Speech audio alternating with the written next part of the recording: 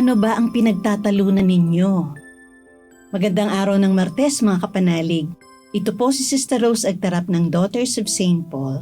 Pagnilayan natin ang mabuting balita ngayon.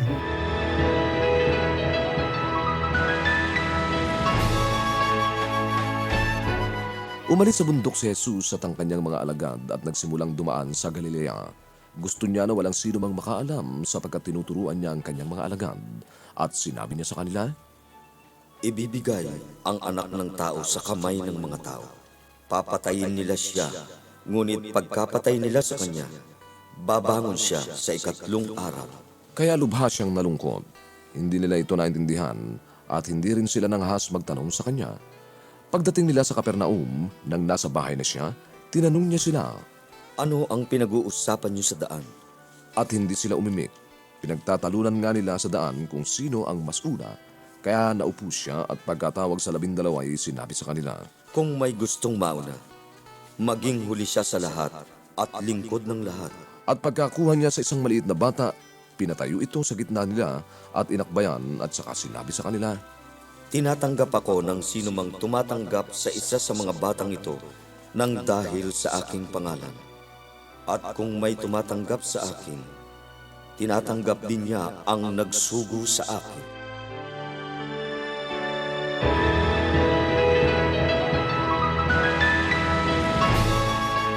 Bahagi na ng buhay pamilya ang pag-aaway ng mga magkakapatid o ang tinatawag na sibling rivalry. Ang nakakagulat ay madalas nagmumula ito sa pinakamaliliit na dahilan. Isa sa mga laging pinag-aawayan ng magkapatid ay kung sino ang nakatokang maghugas ng pinggan. Minsan, humahantong ito sa tampuhan dahil tila naaalila ang isa sa kanila at di nila nakikita ito bilang pagkakataong makatulong at makapaglingkod sa pamilya. Tulad ng mga bata, nagtalo ang mga alagad kung sino ang pinakadakila sa kanila. Hindi nila lubos na naunawaan na ang tunay na kadakilaan ay makikita sa kahandaang maglingkod. Katulad ng kahandaan ni Jesus na yakapin ang kamatayan at muling pagkabuhay para sa ating kaligtasan. Ganyan ang kadakilaan sa mata ng Diyos.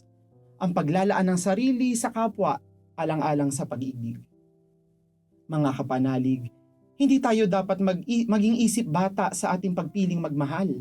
Sa katunayan, inaanyayahan tayo ni Jesus na buksan ang ating mga bisig sa paglilingkod, katulad ng kanyang ginawa sa krus.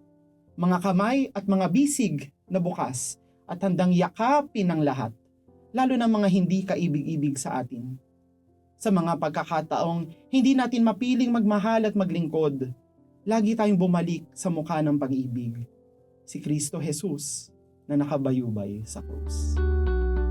Mga kapanalig, support our Paulines mission. Subscribe, like, and follow Paulines on our social media accounts. Help us continue our ministry and send your donations through our donations channels.